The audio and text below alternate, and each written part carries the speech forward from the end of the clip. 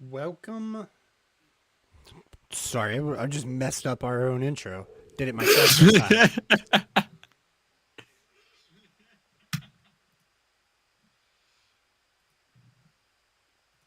Hello and welcome to Lesson Learned, a conversation about Mythcraft. I am Corey Griffin, And I'm Kobe Randolph. and today we're going to be walking you through the Satyr lineage about Mythcraft, right? A personal favorite of mine.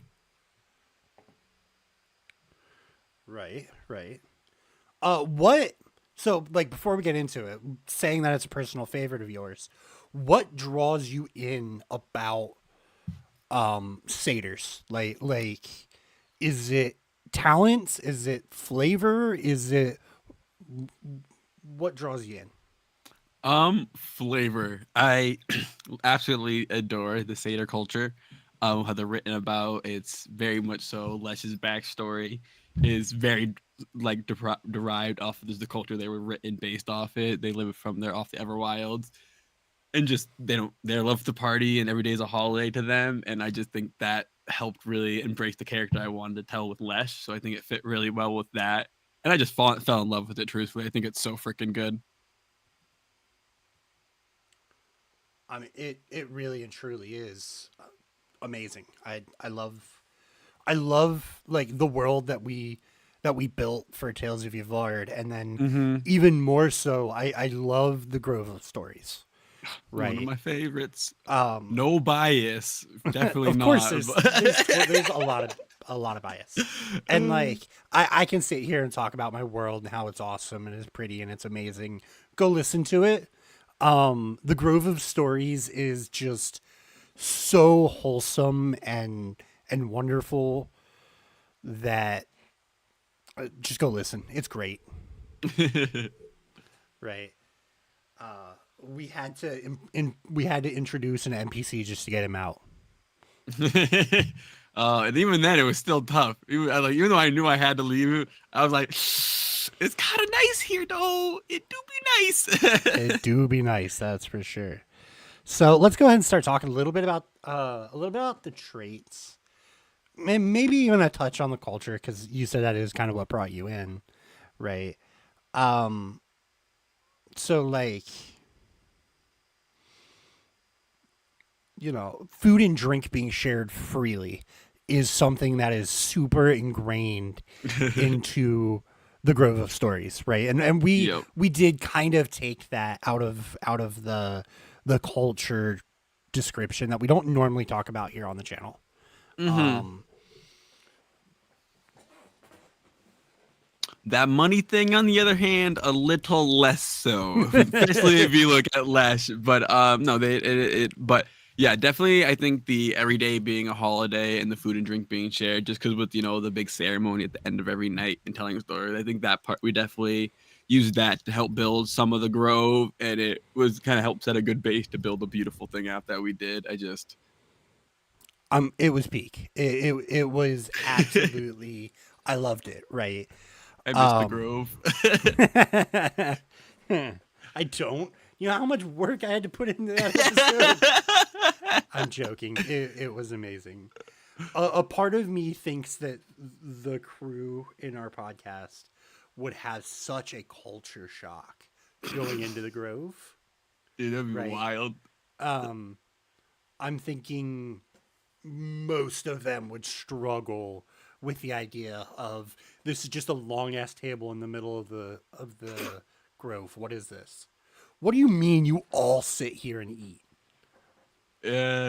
Lesh would. Oh my god, Lesh wants that to happen so bad. That'd be so much fun to role play. It would. Oh, I that would definitely be a fun, like everyone kind of going to the different homes and like everyone being there supporting each other would be a lot of fun. I don't know if it's gonna happen, but end of campaign one, we got to do like an AU special where we do an episode of like everybody going to see each other, like a beach episode at everybody's home place, and we all go and have to experience that. 5 to 15 minutes of everyone's hometown I mean, though, to be fair, we have quite a few people that you've already been to their hometown. True. That is It kind very of true. sucks. All right, we just do 30 minutes at the both groves. We'll do that. It'll be the Grove AU episode. What, you don't wanna go to the city of crime? No, I don't think I want to go grow up on any of the Windwalker ships because I feel like that's what you would end up making us do if we were doing a fucking thing like that. You'd be like, "No, you're gonna have to go spend a week on a Windwalker ship. Enjoy." I don't think there'll be very many Windwalker ships left by the Oh my time. god, I love Y'all that go. idea. I was more talking about going to Greystone. Oh, okay, Um, yeah. Oh, it's been so long since I've heard the podcast, the prologues. I can barely remember those. That's such a wild thought. We are so sidetracked right now. we absolutely are, and I was actually like bringing stuff up so that I could get us back on track. So Bringing us to the Satyr traits. yeah, we're gonna come to the satyr traits. So I don't know about you, but in my head, satyrs are not like 5'8". Like No. 5'8" is like significantly taller than what I picture in my head. However, in Mythcraft, satyrs can be anywhere from 4'2" to 5'8". Or if you're a weird lengthy boy like Les, you're 6 feet tall.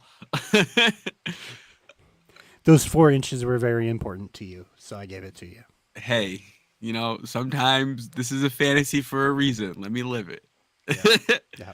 But the weight of them is 80 to 180, which I think could be maybe bumped up a little bit more with the lifestyle they're known to live. I see some fat old satyrs wobbling around. I think that's a funny image. I don't know. I think they're Mary Mick can go a little too far in older age, just like a fat satyr, like back That's in my day. it's probably the ones that are pushing 180 though at 5'8".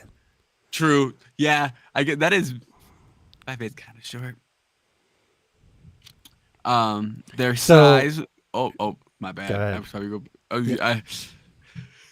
the size bringing is medium. And like their appearance, aside from the predominantly goat-like features, it's like their goat legs, their horns, their little fluffy tail, which we don't RP enough. Because we also need an RP because Les has a huge tail. That's like one of the funny like defining features. He has a big poofy tail. That is true.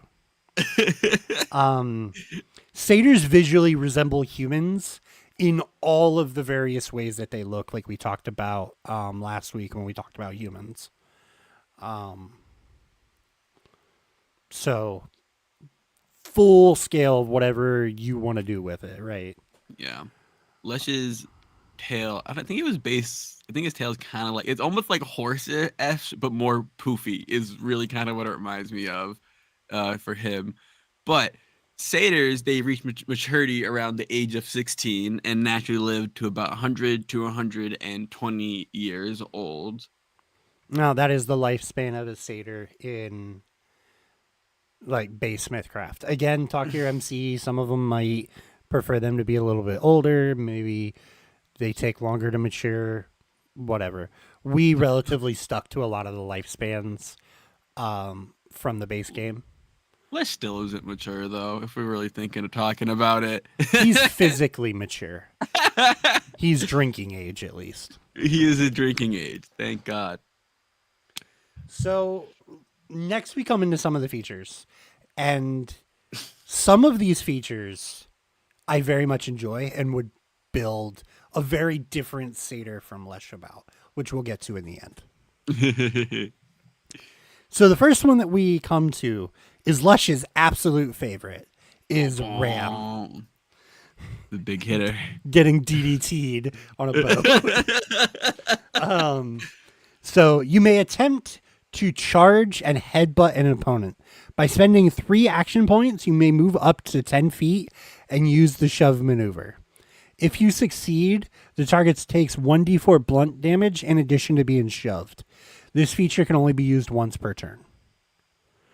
You want to go over the shove maneuver? Oh yeah. The shove. bring it up on me so quick. I wasn't expecting it. But yeah, shove is when you oh, make a I just had it. Where'd it go? Make an attack against the creature using your strength and targeting their fort. If you hit, push the creature 5 feet in a direction of your choice. You cannot do the creature that is more to one side larger than you.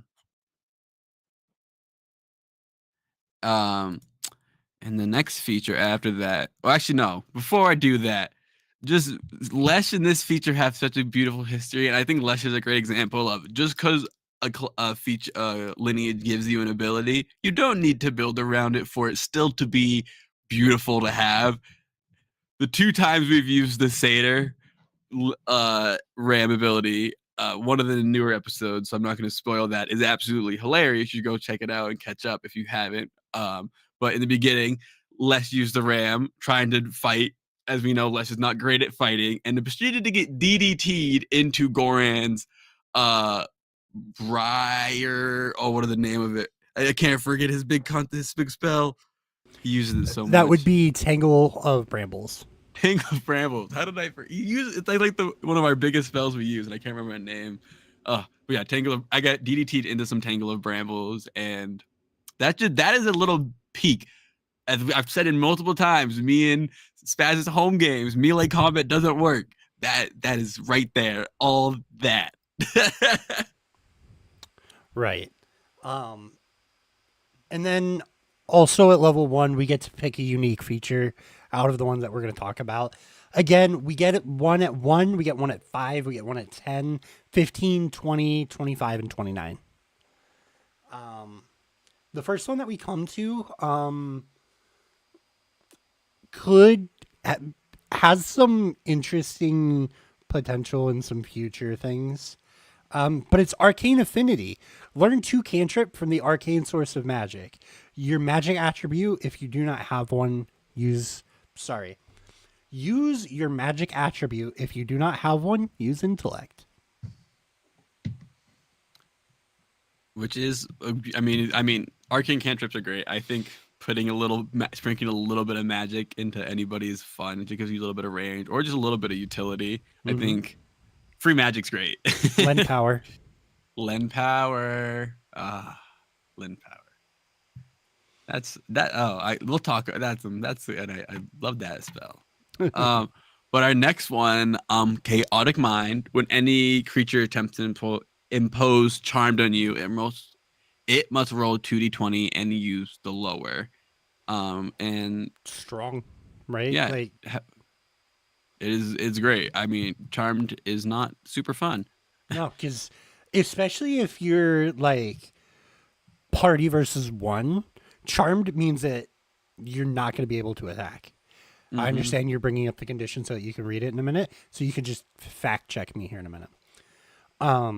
It means you're not going to be able to take an offensive against this creature. So if that's the only creature that you can see and you're charmed by it, that's rough. Mm-hmm. They're effectively taking you out of combat. Now, you want to go ahead and read the charmed condition? Yeah. You look upon the creature that charmed you as a friendly acquaintance. You will not intentionally harm the creature that charmed you.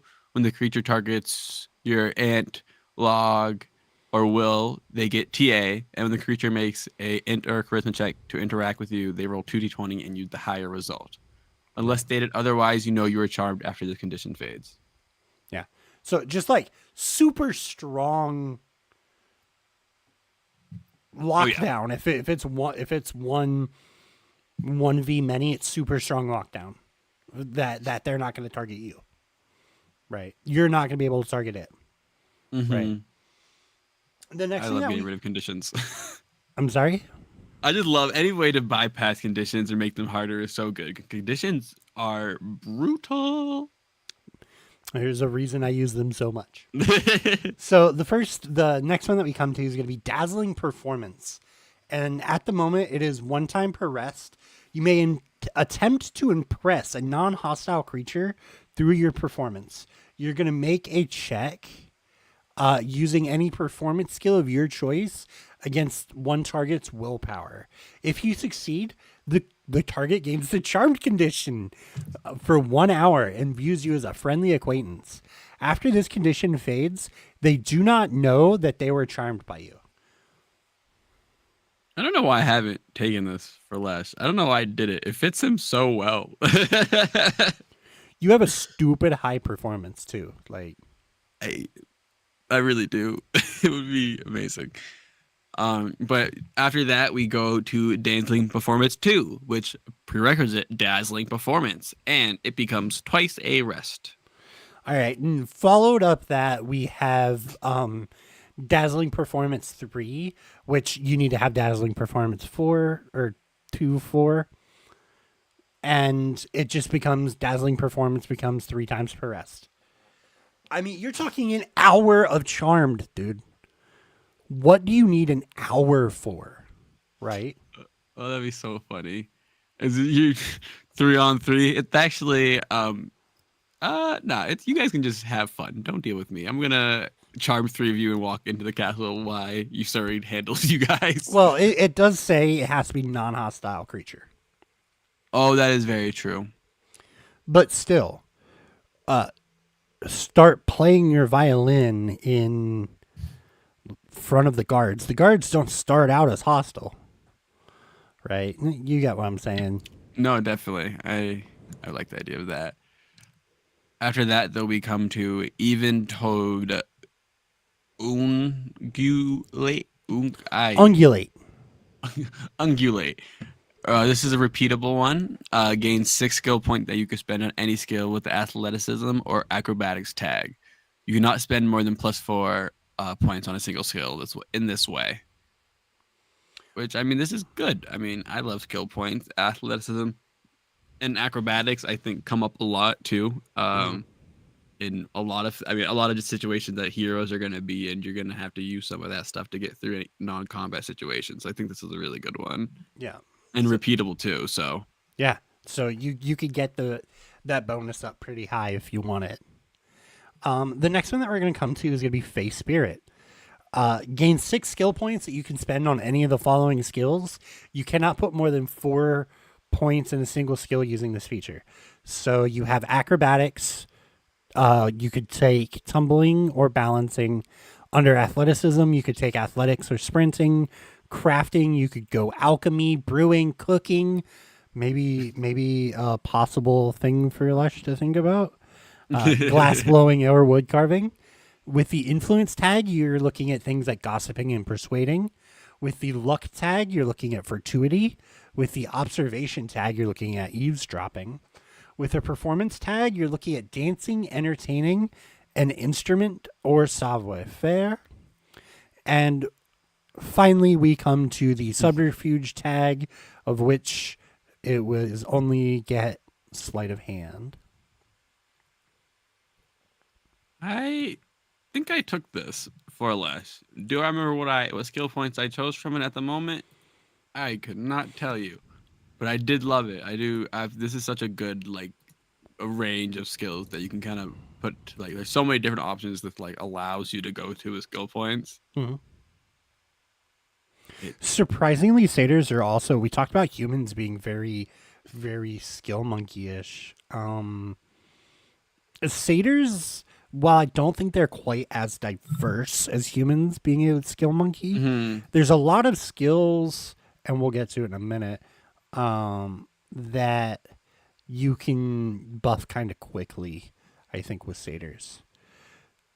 100%. Oh, I took +4 entertaining and +2 to persuading because Okay. Lesh cannot lie, but he can make sure if he's telling the truth, he's got it. Yeah. Yeah, that's true. After that, though, we become Great Listener, another repeatable talent. Gain plus skill points, gain +6 skill points that you can spend on any skills with the knowledge tag. You cannot spend more than +4 points on a single skill in this way. More on those, just good skill monkey bits. It's another great one. Yeah, and the knowledge tag has so many skills on it, right? That it becomes very diverse for a lot of different possible builds. And as a player who loves to interact with the world, a lot of those knowledge tags are very fun to help you learn more about the world you're interacting in, and just like I absolutely love pulling lore out of players. Out of MCs, and as an MC, I love when my players want to hear about lore. So I love them knowledge tags. Hmm. I mean, I when we talked about Tales of Yvard, I was like, hey, I would like someone to have some decent knowledge tags, and then everyone took at least some points in every, like not in every one, but everyone has at least a couple points in at least one knowledge tag skill, which thank you all for being amazing players. The next one that we come to is Fast Ram. Your Ram ability only costs 2 action points.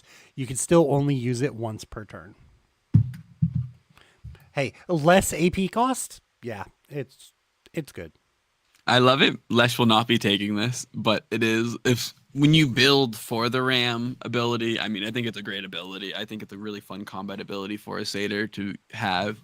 And less AP is just really good for that. It makes it, I think, even more viable. Because 3 AP can be a little heavy. I think really that all depends on, because like you're getting the movement and you're getting the attack. So eventually, I think it's actually more beneficial than just making an attack. But we'll talk about this later. Remind me that I want to talk about this later. Kobe?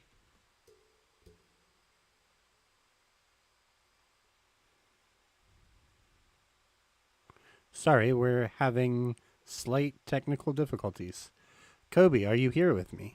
Am I back Yes, now? you're back. Sorry, my Streamlabs seemed to have crashed on my end. Sorry about that, guys.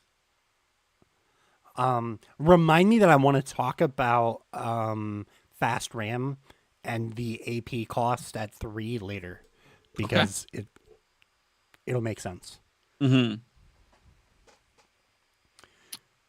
The next talent after that is Life of the Party. Gain plus skill point. Oh, this is a repeatable one. Gain plus 6 skill points that you can spend on any skill with a performance tag. You cannot spend more than plus 4 points on a single skill in this way. Strong. Strong. It's skill points, right? Like, skill points are never not going to be strong on this channel, because having things influence the dice is always going to be better than not. Because strong does not necessarily mean it's a combat ability. Mm-hmm. Okay. I love being strong outside of combat. I think it's always really fun when you get to explore and like pop off when it's like, hey yo, time for me to make that good entertaining check or that good persuasion check. I think having that face and those abilities to be a face is really fun. Mm-hmm. Now, talking about fun abilities and having fun, the next one that we come to is actually called Merrymaking. It's a repeatable skill. You gain plus 4 skill points in alchemy and brewing. Technically, that is what I think, because that's 8 total skill points. It is. That might be one of the highest single repeatable skill bonus of any lineage track. Is gonna be on Lesh's sheet. Well, we'll talk about that later. We'll get to it. Primal Power. Learn 2 chants from the primal source of magic. Use your magic attribute if you do not have one. Use awareness. This is great. I mean, a little bit of primal magic. I mean, Lesh uses this. The guidance or guide. I think the guide in this. It's guide. I can't guide. The 1d4 to skill checks is just great. I mean, that is such a little beautiful little boost. And Lesh, well, he doesn't use it often. Briar Whip has come in clutch for a certain boss fight, which I loved it. Yeah. No, like again, just having the tools in your toolbox, right? Mm-hmm. Is always going to be good. So, last one that we're going to talk about, and something one of the ideas of a character build I'm going to bring to the table, is Thick Skull. It is a repeatable talent. and you have to have RAM, which is your first talent that we talked about earlier. Uh, each time you take this feature, you increase your RAM damage die size by 1 die size. So, for example, you go from a D4, which is what you start, to a D6, from a D6 to a D8, from a D8 to a D10, up to a maximum of a 1D12. Hmm. Just strong, like But yeah, hard increased damage. noggin. Yeah, no, it's great to add damage. Do we want me to start with Lesh's build Mm-hmm. when it goes to builds? Okay. So Lesh started out at level 1, taking the primal power. He uh took the spells Briar Whip and Intuition is actually the primal one. His guide is the divine one. I apologize. Intuition. Yeah. I always do that. But yeah, he took Intuition, and it's just, I mean, it's coming great handy in many checks, skill checks. They already have many skills to just be out a little D4 to our already high skill partied. Is so fun sometimes. We get some really high numbers, and I absolutely love adding more to those. After that, we just hit the the last one. I took the Face Spirit, which put me down.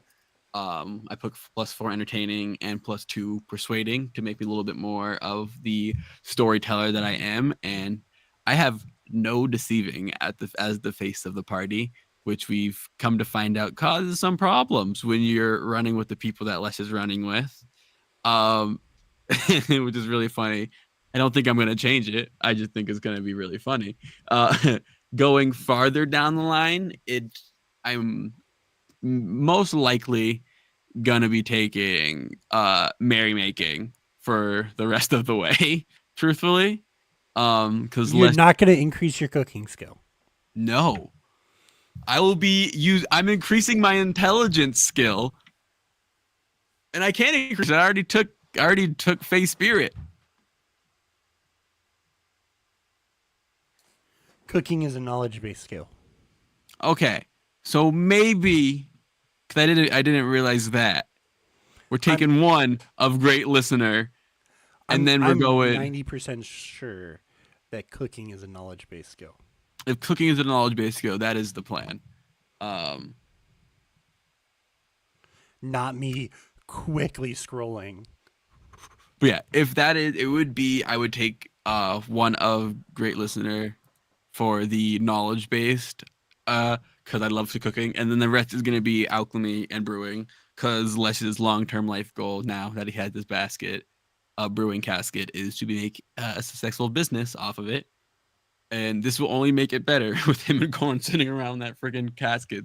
He's going to stop at every magic shop eventually and buy as many of them as he can, and just spend weeks on the ocean, unequipped all his magic items, and just sitting around them caskets, brewing freaking wine. And that is Lesh's lifetime goal. And that's what's going to happen. It is not knowledge, it is crafting. So then we just go straight down alchemy and brewing. But and my intelligence is probably going to be his like third highest skill, most likely, I think, at this point. Okay. So charisma, actually no, it'd probably be his second highest, because his charisma, I don't think his coordination is going to bump up anymore. He's at a 4 coordination. Right. Which I don't even think I would need to do anything more with that, because of I'm going down the support track, and I'm going to be giving out AP at the end of my turn, so I don't need too much AP to do stuff.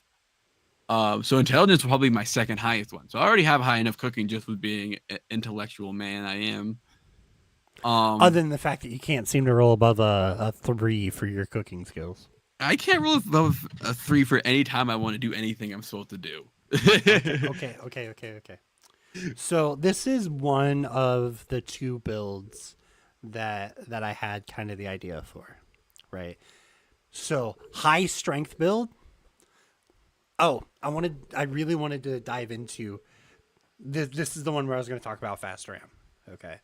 So I'm taking fast RAM at 1, and all of the rest of them I'm going thick skull. Okay. So I'll have a maximum of a D12 hit die, right?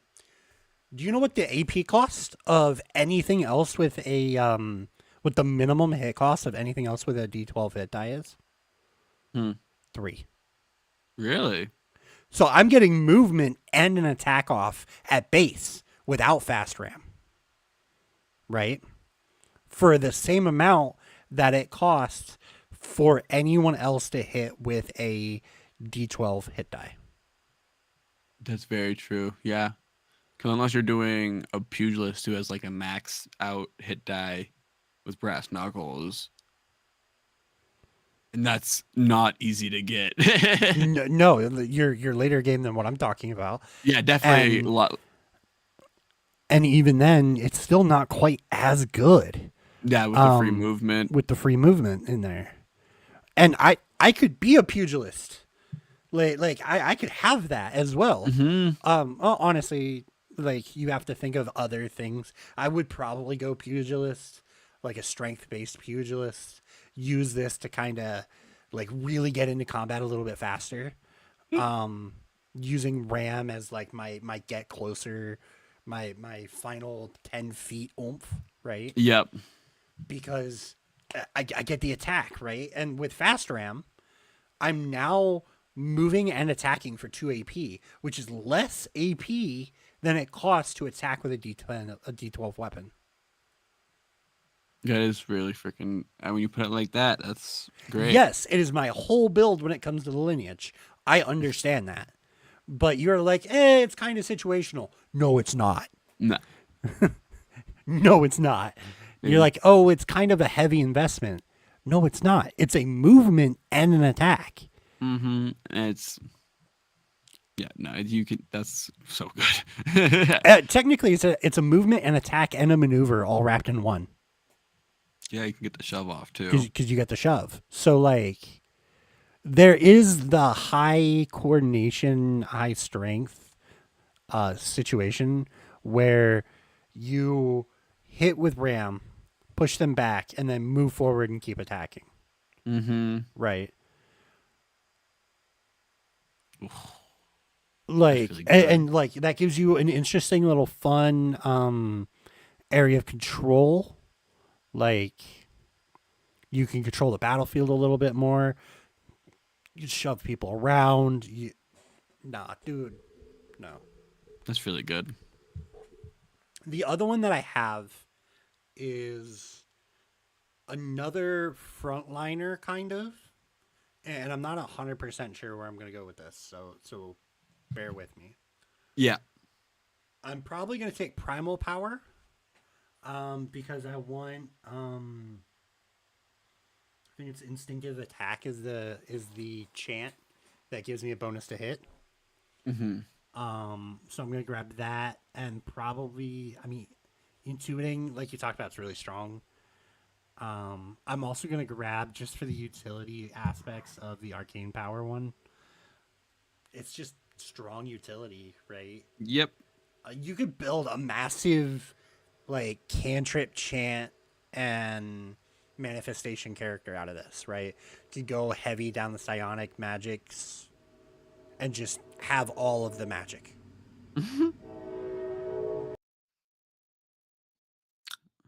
While a train is running through the background, I will tell you about my other bills real quick. So, a small intermission from that as we go to another one that does use the merrymaking a little bit, but for a very different reason. This is the My Alchemist Witch track.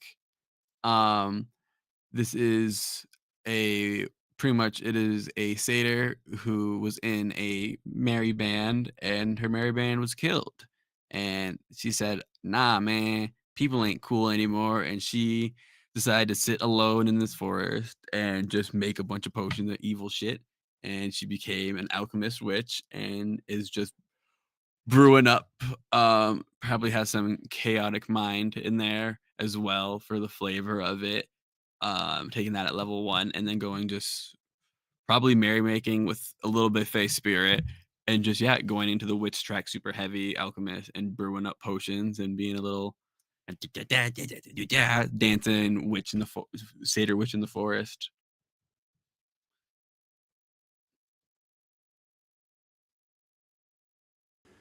What's funny is I can only imagine that you're dancing on camera. However, your camera has froze. Oh, great. So I don't know I if you don't want want to to. turn that off and turn it back on or not. Let's Um, see. but so I can only imagine that you were dancing while you were talking about the potion making. 100% was. Is it working yet? I might have to. It is Let's not. me. God, this is what it did last time before it crashed. Yeah. So I'm just gonna keep talking before it crashes. Um, when it comes to like, in my opinion, when it comes to another very fun, very powerful build that you can go, it works for any of the casters because you can like really grab into some of the other uh like what if you grab the cantrips. So this is what I was talking about, my frontliner. If you grab the cantrips and the things that like boost your attack and make your attacks more effective, um it just is strong, right? You don't necessarily have to go with a high intellect for your arcane one, because if you take here's the fun one. If you take the primal one for that needs anticipation first, then if you take arcane after that, you have a magic attribute in anticipation. Awareness. Oh yeah, awareness. Sorry, anticipation's the defense. Yep. I'm back. Yeah, welcome back. I just kept talking. Um, with but like I think you understand what I'm saying. Like you could, and then to like really go off center, because you're using whatever attribute your magic attribute is, you could then go like vessel or a cleric, I'm thinking, and get either occult magic, which now you have a new magic attribute. Magic attribute is charisma in both of these examples. So yeah, could really dig into that fun flavor, kind of using other, like taking this and using other magic as just strong. I would probably tend to lean more to the utility side of the cantrips. So I brought up instinctive attack. I brought up intuiting, um, bountiful blessing. Um, as far as like the arcane cantrips go, I'm thinking signature. I'm thinking um, the illusion one. Not me about to go look at the magic again real quick. I'm so bad at remembering individual ones. It's such a problem. I think my biggest problem with remembering individual magics is I know so many of all of them that everything just kind of blends together after a minute. Like grabbing illuminate, I talked about lend power. You could also grab mend, prestidigitation if it fits the flavor, right? There's just so many good utility um, arcane cantrips that if you decided not to go down like a blaster doing damage with magic, you could just be this boon of utility that Hmm. every party loves their utility main. Okay, because it just makes life easier. You know, I'm thinking like even if I go for like a ranger, right? Having lend power on my ranger, that maybe I need 3 AP to make an attack, right? Maybe I use 3 AP to, you know, horn, ram someone that's on my mage that's trying to conjure a spell. So I ram them real quick to bounce them back. And then I use lend power to just, hey, I know you're conjuring the spell, but please try and hurry, right? Like there's so many good things to grab in the cants and cantrips that we don't always talk about on the channel. Like we talk about, hey, you get access to magic. Magic is good. And magic is good, magic is great. Okay. I and you can very much see this in my Mythcraft Legends character. Magic is the ultimate utility tool. I had a session the other day that my character was blind and I could cast none of my spells in a combat. But I was still super utility based. I was still doing my troubadour shit. Right? Because my stuff is auditory. I don't have to see. I just need to be able to speak. Yeah, I think Lesh has also been able to do the same thing a few times. Depending on kind of, hey yo, I know you're around this corner and you can hear my voice. Yeah. Yeah. So it's very liberating in a way when you can just, oh yeah, I have this cool stuff that I can do, or I have this other cool stuff that I can do. Right? So with all lineages that talk about, other than a couple, because there's a couple lineages where it's just like, yeah, if my fire elemental grabs arcane magic, I'm getting beam of fire because I have fire affinity. I'm gonna blast, right? Anyway, I started blasting. Some of them just make sense. Right. Like building that combo, fun, flavorful, enjoy it. I love building around utility. We've talked in this episode about skills are amazing because they're utility. I will never understress how good it feels to have a utility character at the table. I mean, Lesh is around for a reason. Right. Like, Lesh is around as a utility character. Goron is a utility controller. Oh yeah. Right. Which we feel that utility all the time outside of combat. Right. We feel Lesh's utility outside of combat just as frequently. Mm-hmm. Right. And like inside combat, he's a troubadour through and through. He is buffing his allies, debuffing his enemies, doing all sorts of fun and cool shit. And I love it. He's a blast. But that's more troubadour talk than satyr talk. Very true. Very true. But I guess that is to say, like, even if we don't necessarily say this is a powerful ability, if you build a character around something, it's powerful. Mm-hmm. Yeah, And you can make anything powerful. Yeah, that's where I was getting ready to go. You can pretty well make anything and everything in Mythcraft. You know. Yeah, we've talked about some pretty wild concepts ourselves, and really kind of push the bounds of what you think you can do with Mythcraft, and just literally just a tiny bit of flavoring, and you can do some crazy stuff and make pretty much anything work. Yeah. And you have mechanics that feel like what you're doing is working. Unlike certain other games where, yeah, you can flavor it however you want, but here are the mechanics of the game. I feel like Mythcraft supports more broader characters than certain other TTRPGs. Yeah, I definitely agree. But we've both talked about two builds, kind of. So I think after I get both of the magics on my probably ranger, like midline ranger, maybe a bow shooter, not sure. Haven't dipped a whole lot of ranger recently. Gonna have to really look into that more. Maybe because I don't play as much as I would like to play. I just MC. Someone has to do that, right? Yeah, I take the reins every now and then. I'm not saying that you don't, and I'm not saying I don't appreciate it. But you also understand what I mean. Oh, 100%. Now, it has been awesome talking satyrs with you. Is there anything about satyrs or about Lesh that you want to talk about right now?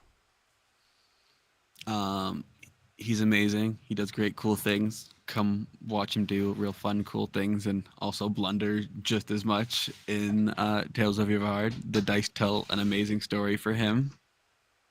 Uh, yeah, that is how I wanted to see that. And if you want to see how satyrs work, you can come watch and listen. I mean, come listen to Tales of Yavard, our actual play podcast.